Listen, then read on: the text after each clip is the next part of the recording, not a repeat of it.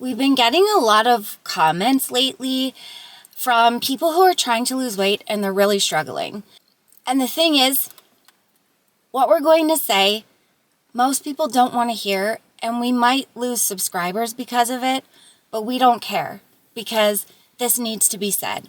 The reason why so many people struggle is because they're avoiding the number one thing that most people avoid when they're trying to lose weight. And we know because we did it too. And that is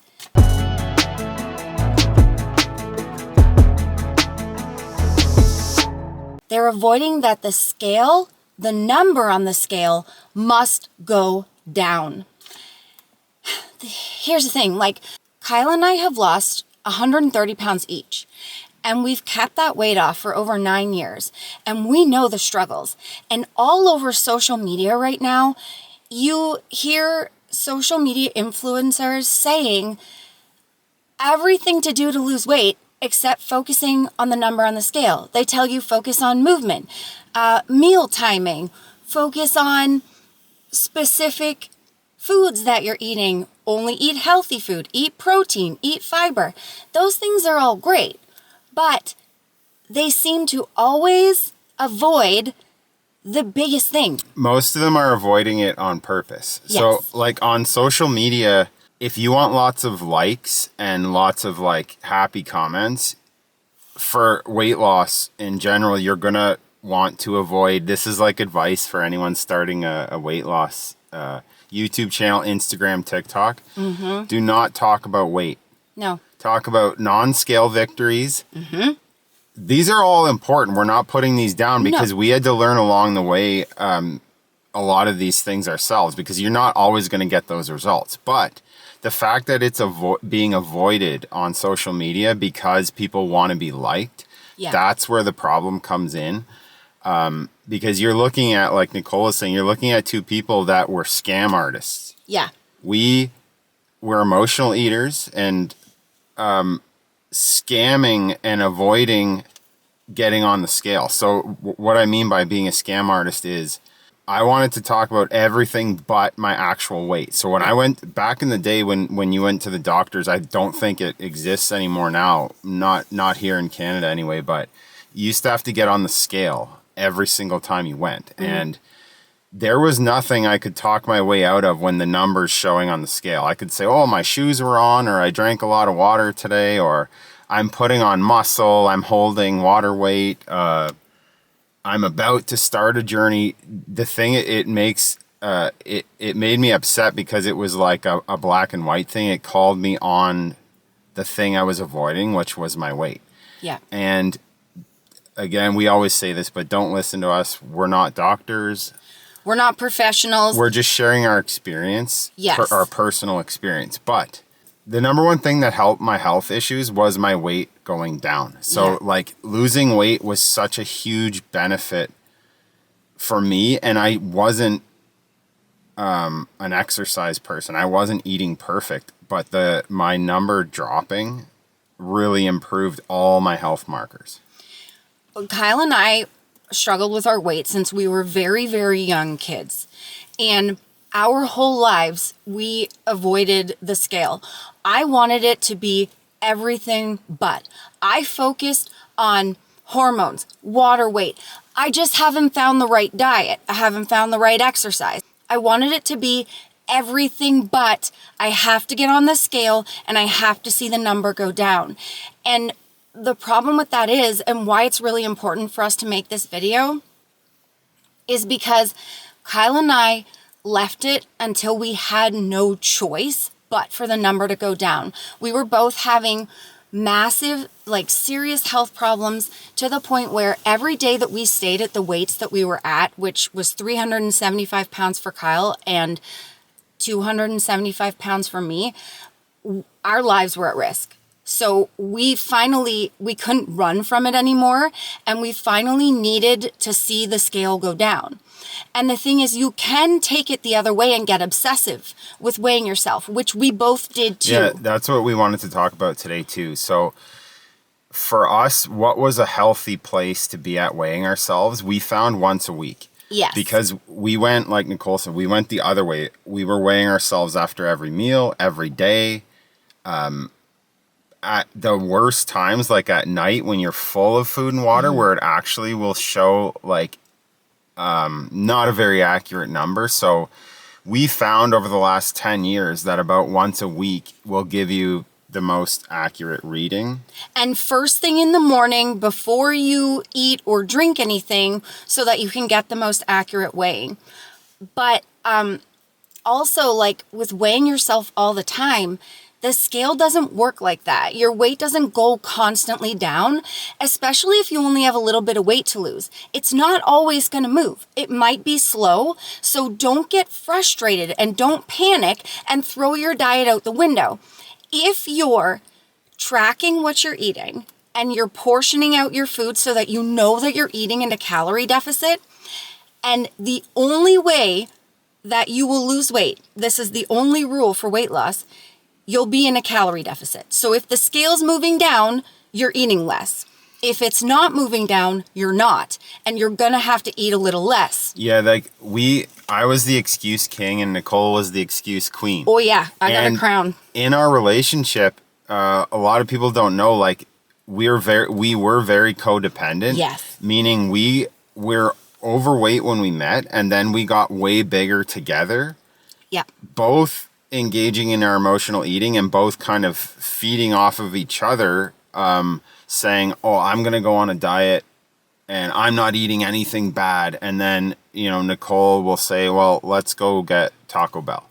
Nicole would start a diet the next week and I would be like, you know what? I really need some cookies or some pizza or whatever. And we went back and forth like that for a long time. But anyways, you're looking at the excuse kings. Yeah. So we know, like we've been there where you want to avoid the scale, because for me, when I was avoiding it the most, I knew I was screwing around with my diet. I was not tracking. I wasn't doing anything to manage my weight. And you won't see this a lot on social media, but the scale matters. Yes, that is so true. The number does matter. And that's kind of like tough love that I would say to myself decades ago, and not in an abusive way, not in the way it was normally told. I had doctors say, hey, you're fat. What are you going to do about it? And then... and just stare at you. Yeah. And, family members, friends, going to school, it's not done in a proper way. Like we already knew we were big. Yeah. But the tough love is the number does matter. Yeah, so if you are somebody struggling and you're looking to lose weight, yes, focusing on eating healthy, eating protein, eating fiber, moving your body, those things are great and they will help. But the only thing that matters if you want the number to go down, and it must, you have to eat less. You have to be in a calorie deficit. I was going to say that we get a lot of comments from people that aren't ready. Mm-hmm. They're not ready to lose weight, and that's okay. Like we weren't for years, and like we've been saying, we made up every excuse in the book. The rule always applies. If you're losing weight, you're in a calorie deficit. So if you're not, then you're not. We didn't track properly. We didn't know how to track, so we weren't counting spray. Spray has calories, the cooking spray. Gum, I wasn't counting that. I wasn't counting the calories from Diet Pop or liquid calories. And the fluctuations are a real thing, even if you're on track. Like, for instance, I'm 220 pounds, 230 pounds, 6 foot male. My weight, just going to sleep, I can drop 7 pounds. If I have a little bit more sodium in one day or a little bit more carbs, a little bit more water, I can hold 5 to 10 pounds.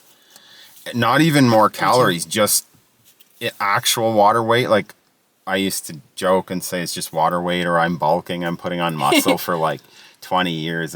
But anyways, fluctuations are normal too. Yeah, and I have PCOS, my hormones fluctuate, and I can get bloated quite often. And I'll avoid the scale because I know that the scale's going to say that I'm heavier and I don't want to see the number. But then I know myself, and I know, like, we're doing a cut right now to lose body fat, and I know that I'm doing everything possible, and I'm losing weight very steady. But if the number were to slow down, I'm going to keep pushing through and being consistent because I know I'm doing what I need to. It's just that the scale doesn't move perfectly. Sometimes it's a little slower. If you're on a weight loss journey, if you want to lose weight, you want to see the trend go down. It could go down fast if you have a lot to lose. It's also normal for it to plateau for a while, but the trend, if you're wanting to lose weight, should be going down. So if you're eating, something that you enjoy and you're tracking it and you know that you're eating in portion and you're eating in a deficit, then stay consistent with what you're doing and keep going. Don't give up, because it can be slow, it can stop. Just keep doing what you're doing as long as you know that you're doing what you're supposed to. And another honest thing, like, Kyle and I do bulks and cuts. So we'll put on some muscle, which means we eat a little bit more calories for a while. And with the muscle comes a bit of weight.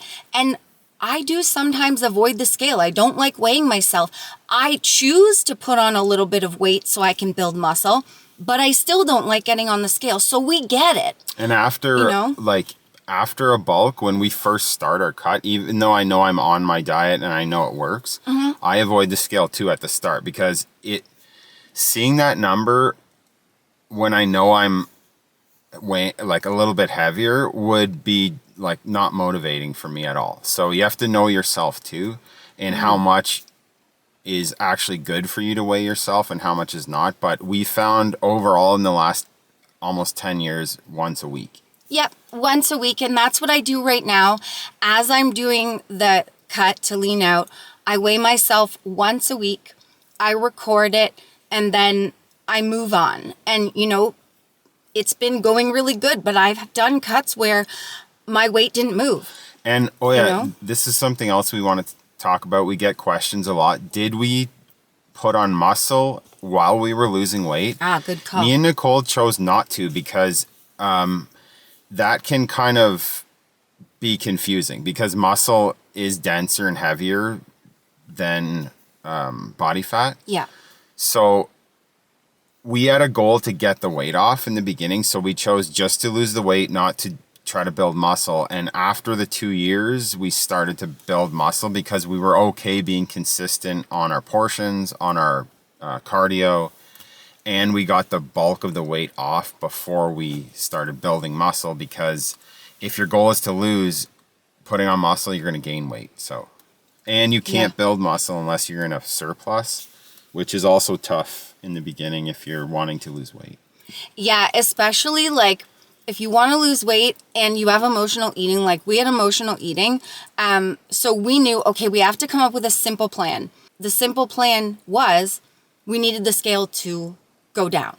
So we chose to do portion control by eating foods that we like, balanced diet, and portioning everything out. Then we started walking for 15 minutes every day, but we basically just stayed consistent with portioning out our food, walking for 15 minutes, increasing the walking as we lost weight and got more fit.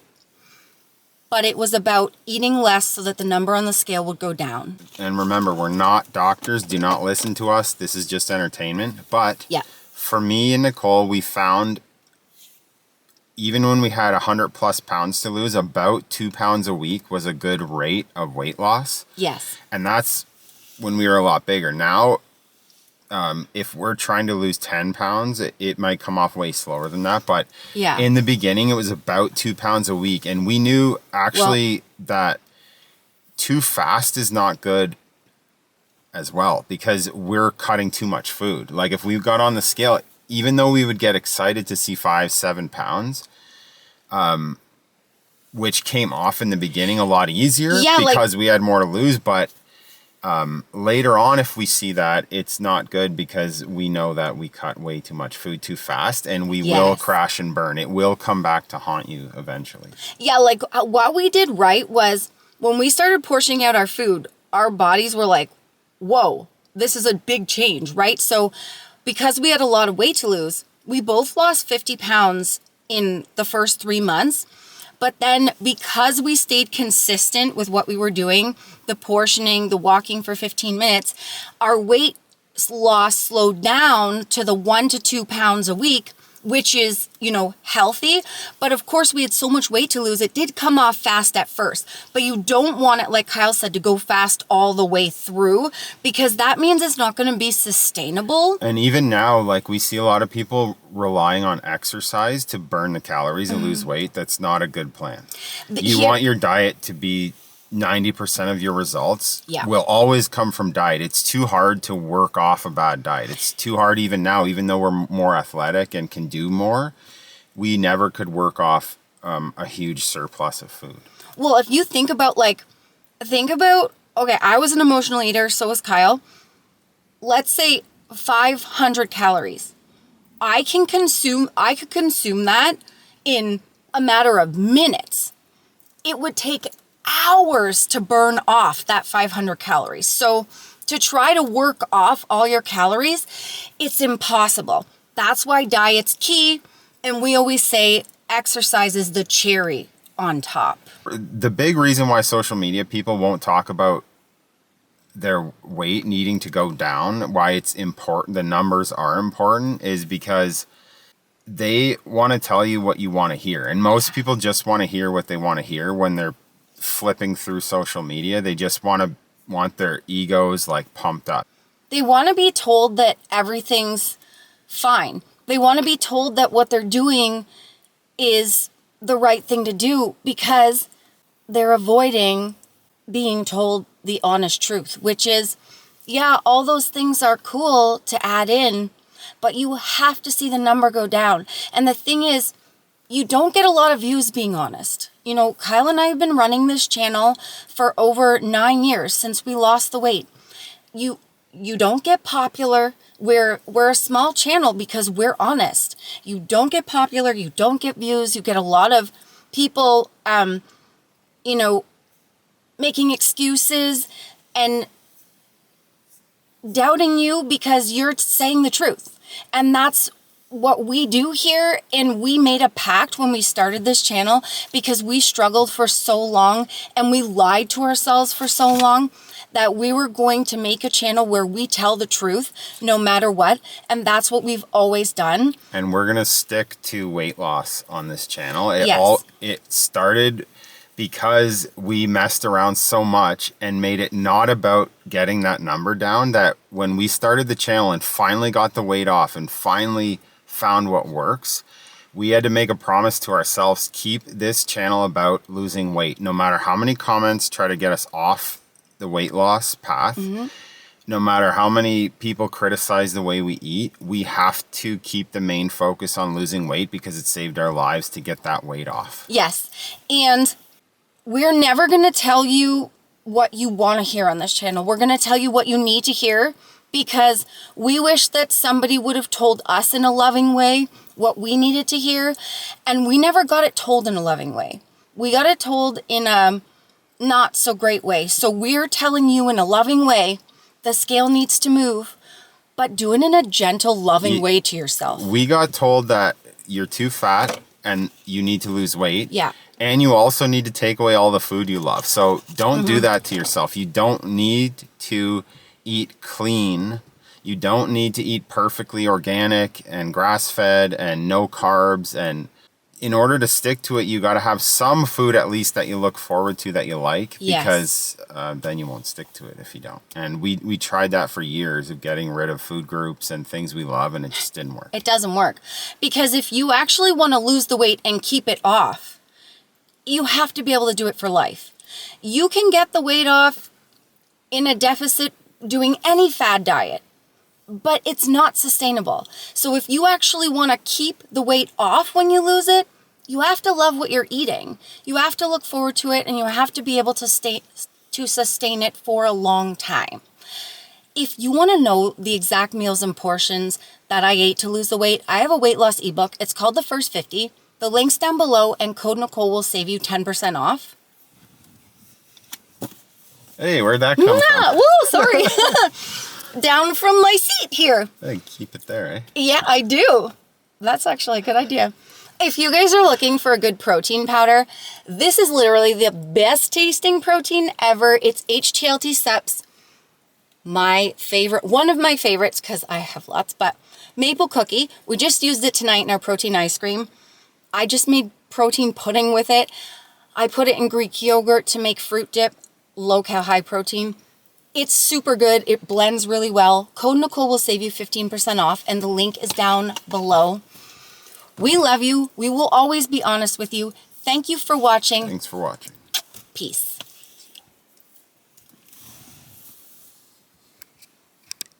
Remember, the friends, that weight loss isn't just about the number on the scale. It's also about here and here.